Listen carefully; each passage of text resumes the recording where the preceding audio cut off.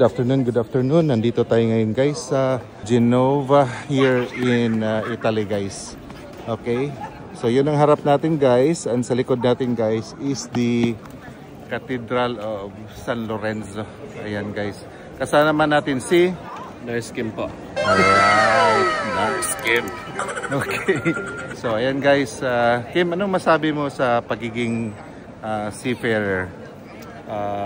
Sabi ko lang po is marami siyang advantage, marami siyang perks, pero ang most important is nakakabigay tayo ng benefit sa ating pamilya and also nakakapag-travel tayo ng free. Yun po, example here in Genoa, Italy, napakaganda ng lugar and wala akong masasabi, wala katulad. So marami ka talaga makikita guys na mga iba't ibang lugar, no? Yan ang perks dito sa pagtatrabaho ng barko guys. Kaso lang, medyo yung work environment is parang nasa isang confined space, no?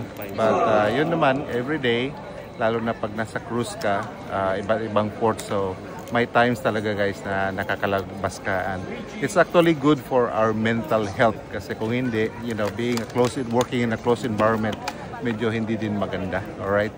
So ayun guys, yung nasabi ni Kim is kakatulong siya sa family nila and so on. Alright, so ayan guys, kung gusto nyo maging seafarer din, then invite mo. Apply na kayo.